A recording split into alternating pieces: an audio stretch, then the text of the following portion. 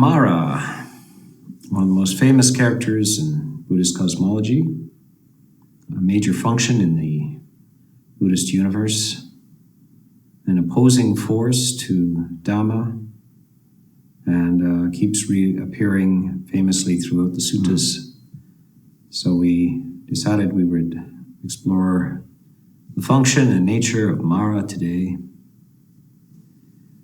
Of course, perhaps the most famous episode is the beginning episode with on the night of the Buddha's awakening. Yes. Yes, and this has come down to us in various versions, and in later times it received many literary treatments from everybody from Joseph Campbell to Thich Nhat Hanh.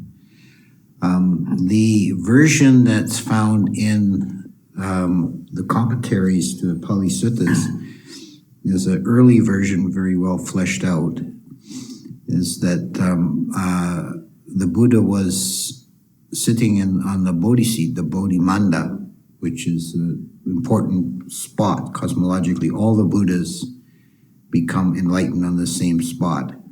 And Devas from 10,000 world systems had assembled. And this is a moment of great expectation. And then Mara, realizing that his dominion was about to be threatened, appeared with his army, a great host of lesser deities. Sometimes they use the plural Maras, and sometimes they talk about Mara's company, assuming various ferocious demonic forms. And Mara threw all kinds of attacks against the Buddha, like showers of hot coals that turned into lotus petals and fell harmlessly around him. One thing after another. And one detail that's important is that the Devas fled. They ran away, and including Mahabrahma. The lesser Devas, including Saka, they ran headlong to the edge of the world system. But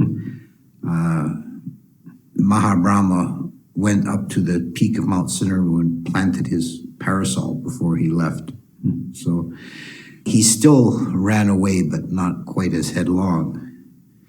And I think this is significant because the Devas are not fleeing so much out of cowardice, but because they recognize the superior position of Mara as overlord of the whole sensuality realm, and they're subject to the realm of sensuality. Mahabrahma still has some concern with Mara. He's not completely beyond Mara's power, but it's attenuated. So he's able to make a gesture of defiance before he runs away. So the Buddha was left alone facing this horde of demonic beings. And Mara realized that no matter what they did, he was unable to shake the Buddha. So he challenged him and said that you have no right to be here. This earth is mine. This realm is mine. And the Buddha said, I have earned the right to be here by my perfection of the paramis. And in my last human birth, the Vasantara birth, I perfected the parami of generosity. And Mara said, well, so have I. And I call this host to witness. And all his lackeys and minions are, yes, yes, we have seen it, we have seen it. And the Buddha said, I have no living witness because it was done long ago, but I shall call an unconscious witness. And he put his hand on the earth. And this is a famous motif in art. You see many Buddhist statues with this mudra where his right hand is touching the ground with his fingertips. This is the earth-touching Buddha. And the earth cried out in a loud voice, like thunder, I have seen it. And this was the end of Mara and Mara's assault. His host dissolved. They ran away in panic and fled in all directions, dropping their weapons. And the Buddha was left entirely alone, and he attained to full awakening. Well, we should talk about where Mara resides as well. We've discussed this in other cosmology videos, but the position of Mara is not in hell as No. Satan is. Talk about the realm that Mara lives in. Mara is a very high level deity of the Dewa of the sensual desire realm. He resides in the highest of the sensual heavens, the Parinimita Vasavata. Parinimita Vasavata. So just translate that into The English. realm of those who delight in the creation of others. The lord of that realm is Vasavati, and Mara is said to not recognize his authority and rules as an independent rebel prince in one quarter of that realm. So there's a division at the very peak of the sensual desire realm. But Mara the being who became Mara must have made considerable good karma to be reborn in such a high station. But yes, this is the interesting thing. This is an interesting detail. We should also point out that like Saka or Vasavati or any of these other high-level Dewas, the name Mara is really more of an office than a proper name, because there's always a Mara, but because nothing is permanent in the Buddhist cosmos, he has a beginning and an end. He will decease from that realm, but then some other being will become Mara. Yes, it's really interesting that in order to be there, you've got to have a good stockpile of merit, have done many good deeds, at the same time be in opposition to, so you just have to be jealous of your realm and your power, in opposition to the Buddha, who is dismissing the value really of Mara's realms. Yes. Yeah. Well, it shows both the power and the limitation of meritorious karma alone. He is a being who has made sufficient meritorious karma to be born as a high-level Dewa, but he does not have any impulse to renunciation or to seeking anything higher than the sensual desire realm. Yeah. So Mara is functioning in various people's lives who are aspiring to the spiritual path as well. So the Buddha is not the only opponent or victim of Mara. And one would, the spiritual practitioner would encounter Mara in certain ways. Mara, are there various forms of Mara? Yes, he can, like any of the higher Dewas, he has the power to change shape and appearance, and he'll come and appear to beings in various forms. There's a whole series of suttas in the Samyutta where he encounters bhikkhunis practicing in the Andawana, the blind man's grove, some spooky forest. And in several of them, he takes the form of a handsome youth and tries to seduce them. And it always ends the same way, where the bhikkhuni rejects the Mara and says, I know you, Mara. This formula. Once Mara is known, his trickery is punctured, then he has no power. Yes. So this is always the formula, when he fails in his attempt, the person says, I know you, Mara.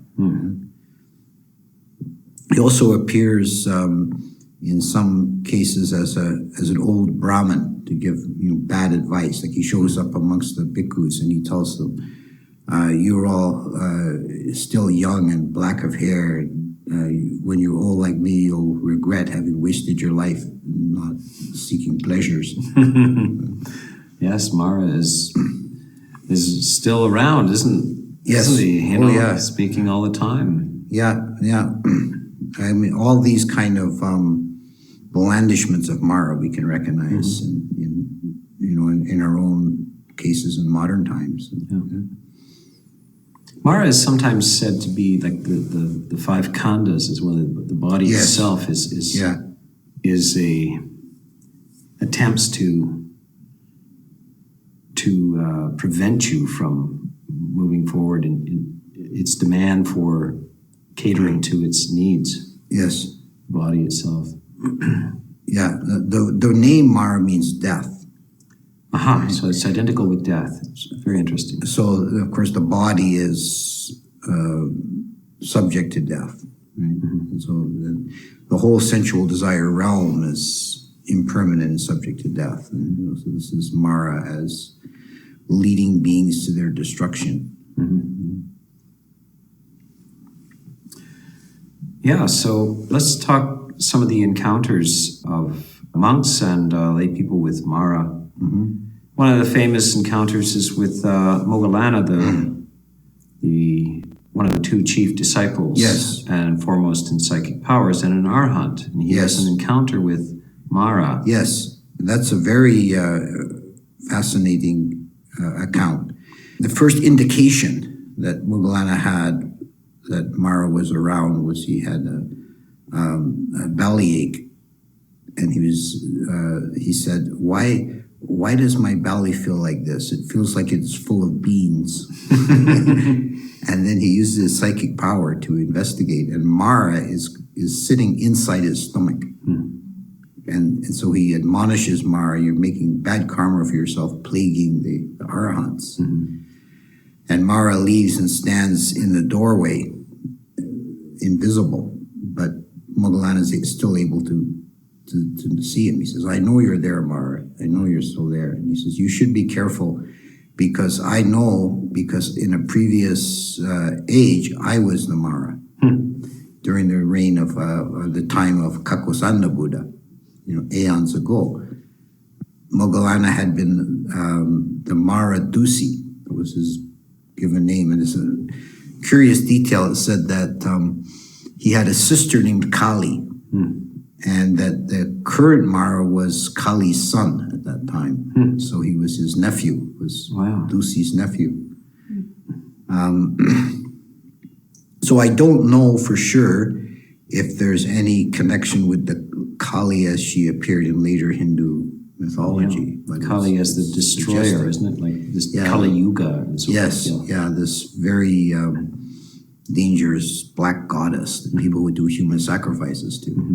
I know it's not clear whether there's a connection, but it's quite likely that there was. In any case, when Moggallana was Mara Dusi, he plagued the bhikkhus of Kakkosanda's dispensation. And he entered the minds of the villagers when the bhikkhus went in for alms round. And he had them scold and revile and curse the bhikkhus as they came into the town. And, abuse them. And Kakkosandi taught his bhikkhus to practice loving kindness meditation, so that this had no effect on them. So Mara was frustrated. So the next time he tried something different, he again occupied the minds of the villagers, and he had them lavish praise, excessive praise and homage on the bhikkhus to try and turn their minds, to self-aggrandizement. And Kakkosanda had the bhikkhus practice meditation on the repulsiveness of the body. Again, it didn't work. And his final encounter was as Buddha Kakkosanda was leaving the village, followed by his chief disciple Vidura, the Mara Dusi, taking the form of a village boy, threw a stone that hit the elder disciple in the back of the head and caused him to bleed. And the Buddha turned around and said, now, Mara, you have gone too far. And at that instant, because of that very bad karma, he died instantly. The Mara died instantly and reappeared in Naraya hell. And as Moggallana is recounting this to the current Mara, he says, I spent a very long time in that hell realm. I had the body with the head of a fish, and the demons thrust spears into my body. And they told me, when the spears meet in the middle of your body, you'll know 1,000 years have passed. So he said, you should be careful, Mara. Yeah, that's an interesting power tactic, actually, is that whatever it attempts to impede the spiritual path, also there's risks involved in that. And one can say that one is not always the helpless prey of temptation and Mara and fear, but also those agencies which attempt to impede practice also have resultants. So one can say, Mara, it's bad karma. Yes. Yeah. Yeah. Nice details of that story. And I think that it's refreshing also for people who are practicing to realize that Moggallana was Mara. I mean, no matter what you've done over time, and this is the vast time frame of the Dhamma and Buddhism, we tend to be in the West, narrow, short time frames, but we realize that somewhere in the universe we've been there, done that, all kinds of things. So not to despair, thinking that some event in this life is a kind of an impediment to enlightenment. You may have done great harm and great good in the past. You just can't remember. But you should not think of these things as great impediments to the progress on the path. This is the time frame is very, very opening for the West. Often in the Sri Lankan community, a layperson, especially giving a bit of a talk, will start with, in our long journey in samsara. Yeah. In our long journey. It's kind of spacious and opening, isn't it? Yes. It's a long journey sometimes. And I think it's actually very important to think in those terms, and to think in terms of multiple lifetimes. Yes. To narrow your view down to a single lifetime, then it puts a wrong perspective on things. Right. Looking back over a person's life, when they're looking back from 50 or 60 years old and thinking how panicked and obsessed with time they were when they were 21, that something didn't get done in a week, it was the end of the world and so forth. And if they could go back and give advice to that 20-year-old, they would say, just chill, just relax. There's lots of time and lots of space and lots of different atmosphere. So in the Buddhist view, it's even more expanded. So are there any other pertinent areas for the exploration of Mara? Well, another of his repertoire of weapons is inducing false view. There's one story where there's a lay follower of the Buddha named Surambhata, who, after hearing a discourse from the Buddha, he went back to his home, and Mara thought, this fellow's getting a little bit too close for comfort, to escaping my snares. So he tried to trick him. He assumed the form of the Buddha and knocked on the fellow's door. And when the fellow answered the door, he said, I had to come and see you because I'm sorry, I made a mistake. I taught you that all the 5 aggregates are impermanent, but actually one of them is stable and lasting. As frequently professed in some religious views, yes. So Surambhata was not fooled by this. And, he said, he thought to himself, this cannot be the Buddha. Buddhas are always confident in their teachings. They don't make such mistakes. And he said, I know you, Mara. And this disarmed Mara. The attack was over. So I noticed in the story of the villagers that Mara possessed their mind in some way, that seems to be able to take over their volition in some ways. Yes, although it's not a total loss of self to the Mara, because it's added in that story that the villagers who reviled the bhikkhus were reborn in hell, and the villagers who praised the bhikkhus were reborn in heaven. So karma can only be made by oneself. So it takes volition. So it's not a total possession, it's more like an influence. Yes.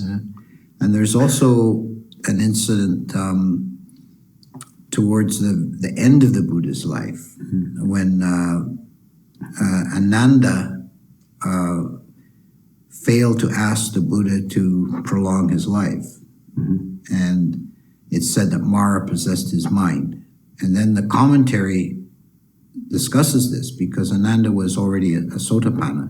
It says that Mara can only influence someone like Ananda, a Sotapanna, at the level of perception, but not on the level of view.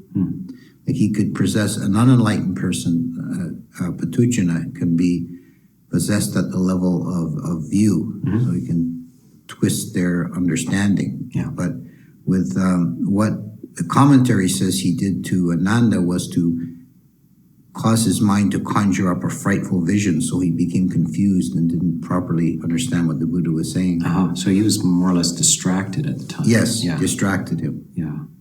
And failed to ask the pertinent question to live on for the ayu, Yeah. the age. Yes.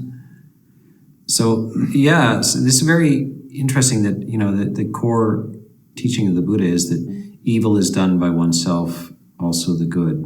No one else purifies the mind. And so, but at the same time, there's obvious influence. So this is kind of like, in many cases, well, like even in the Second World War, this idea that we were only following orders. Yes. Does not get you off the moral hook. You know, Right. the fact that you followed Yeah, it's a orders good is analogy. partly that you, yes, there were strong persuasions, but others refused to follow the orders. Yes. So, Yeah. so we're constantly in this, in life. Sometimes we seem to be pulled by circumstances. This happens in riots and big public events too, the power of the crowd, you know. Yeah. And of course, in elections and so forth, there's an attempt to appeal to that element of the mind, but you're still responsible for your decisions and who you vote for, etc. It's a very useful teachings, and it puts the responsibility squarely back on the individual. Yeah. Another set of characters that's interesting is Mara's daughters. He has 3 daughters, Tadha, Raga, and Arati. Passion, desire, and discontent. Right? And after the Buddha's awakening, Mara followed him around for a period of time. And it's a little bit obscure. There's kind of different ways of interpreting it, but it's either for 1 year or for 6 years. He followed the Buddha around after his enlightenment, looking for a flaw and not finding anything. And he gave up for the time being, and it says he was sitting dejected by the side of the road, drawing lines in the dust with his stick. So, you know, this great, powerful Dewa reduced to this sort of pathetic figure. Right? And his daughters come along and say, "What's the matter? Tata," you know, like, "Daddy, what's the matter, Daddy?" What? And he says, "I can't find a single flaw in this Gautama. He's just beyond my power." And the daughters say, "Leave it to us. No man can resist our charms." So they appear before the Buddha, and it said, you know, their beauty is beyond human comprehension, and you know, no man could resist. But, and they offered to be his handmaidens, and he didn't even raise his eyes. So they assumed all kinds of various forms. They said, well, some men like really young girls, some like women of middling age, some like older women, and they assumed all these different forms. Nothing could tempt the Buddha. So they too gave up in despair, and they went back to Mara, and Mara berated them. "You foolish, foolish girls. What did you think? It's like trying to topple Mount Sinnaru with your fingernails. It's like trying to cleave an iron pillar with your breasts." and so they had to give up as well. What's interesting is that after the Buddha's enlightenment, he is free of all delusion. Mara seems to appear to him, I think it's 16 times or something like that. You get the interaction of Mara with the Buddha. And so the idea that Mara is exclusively a psychological aspect, that Mara is really your own internal desires and so forth, doesn't seem to make sense. If the Buddha is free not only of the temporary hindrances, but also of the very roots of these things. Yes. How would he be encountering elements of his own mind as temptation and so forth? And in all of these, he's shown to be quite immune from any of these things. Yes. But Mara is he's still meeting Mara from time to time, and the Arahants Yes. are also meeting Yes. Mara. So it really means that they did not think that we're just telling psychologizing a story. There's some sort of function in reality externally to the mind that plays this role. And this is so that we don't go too far with the psychologizing. We still have this encounter with from enlightened beings. Now, some would say, well, they must have little things left over, but it's very clear that they're not supposed to have anything left over. So, and the commentary is quite aware of this issue and distinguishes between different forms of Mara, different usages of the word, I should say. That there's Mara as defilement, there's Mara as khandhas, and there's Mara as Dewa Putta, meaning the being. And the encounters of the Buddha and the Arahants with Mara was with an entity, with a separate being. yes. But you can use it almost metaphorically just for defilements arising in your mind. You can consider them to be Mara. Yes. And the body as Mara Yes, as well. yes. The mind can be Yes. Mara. Mind, there are aspects of the mind that are playing tricks on itself. The body itself has an element of problematic element to it. In fact, of course, it's destined for death as well. But there is this other external element, which I like people to, first from the West, who are understanding these things as stories and psychologies, to understand, yes, they are stories and psychologies, but there is another element to this. And it's uncanny. I think most monks have encountered Mara in certain ways that it's not simply a projection of the mind. It's the situation, it's uncanny, the elements of these things. Yeah. And as you say, the Buddha is perfected so that there's no trace of these defilements left. And Mara keeps attempting this fruitless task. He keeps coming back and trying again and again.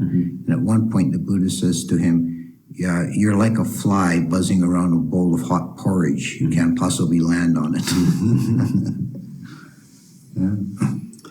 Yes. And it gets to be at the very end of the Buddha's life, Mara's last temptation to the Buddha is, okay, now you've done everything you need to do. Why don't you just enter Parinibbana and leave this earthly realm? Yes. The Buddha says, enough, Mara, enough. When I finished my last teachings at the end of this rains retreat, I shall enter Parinibbana. And you get a sense in these last encounters that the Buddhas and Mara are almost at this point like old buddies. They've known each other so long. The Buddha's kind of given them, okay, I was going to enter Parinibbana at the end of the rains, and so that'll make you happy. It is of course parallel in the Christian encounter, Christ and Lucifer or Satan. This kind of temptations in the desert, even in the desert, and then at crucifixion and all these things. So either it's a universal kind of experience, or there was some sort of influence in the stories of Christ's temptations that possibly Buddhist stories had drifted across. They had 500 years to drift through the pilgrimage trails, the merchant trails, and with the Greek influence as well. There's an interesting parallel with Christ's temptations in the desert with Satan. And he says, get thee behind me, Satan. Yes. It's like, I know you, Mara. Yeah.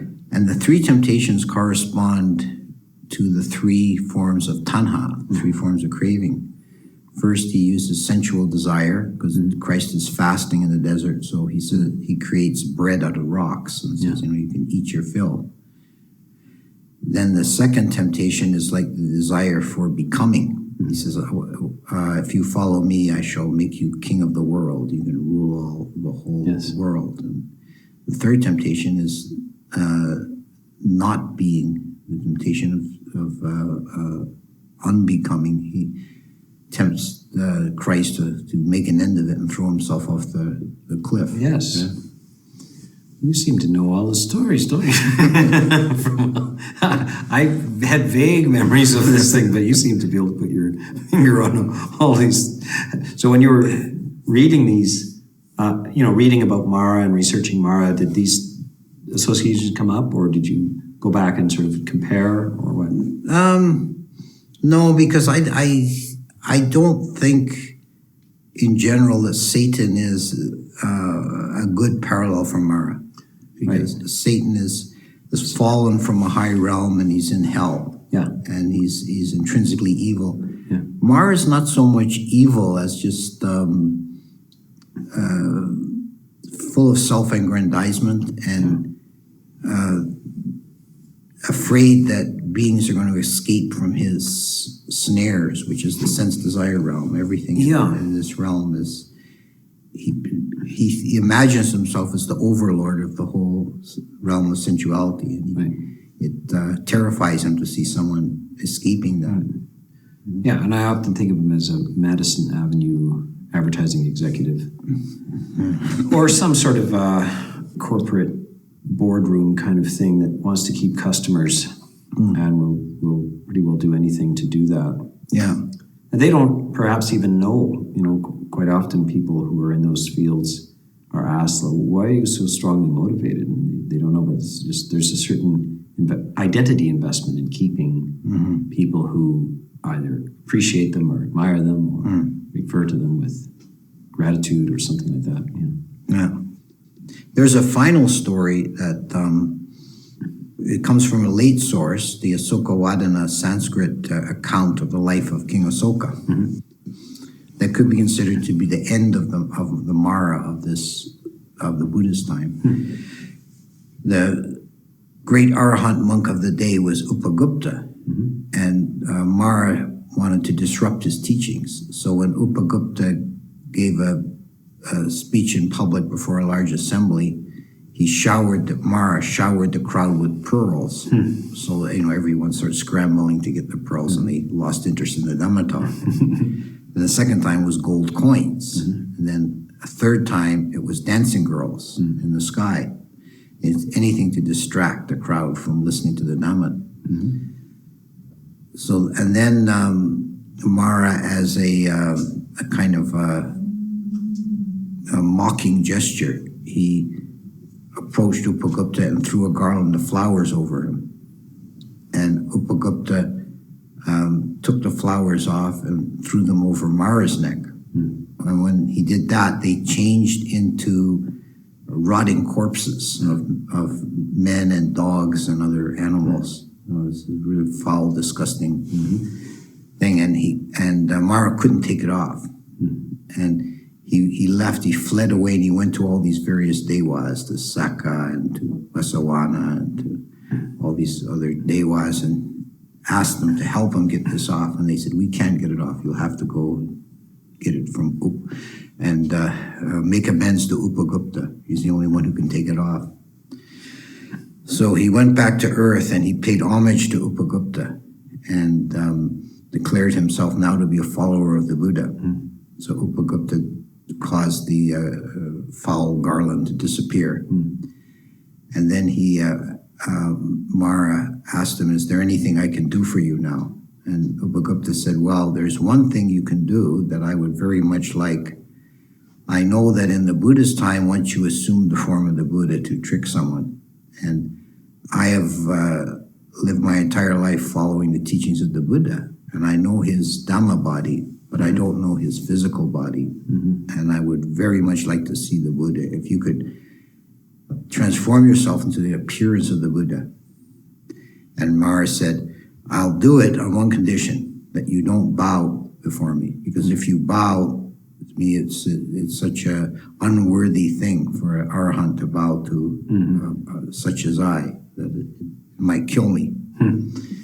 So Upagupta said he wouldn't. But then when he changed into the Buddha with his 32 marks and radiance, and Upagupta was overcome with reverence and he couldn't help himself. He bowed. But Mara wasn't destroyed. He was But this further encouraged his faith in the Buddha Dhamma Sangha. And he then went around the town ringing bells and crying out, everyone should follow the Buddha's teaching. Everyone should listen to Upagupta. And so he became a devoted follower of the Buddha.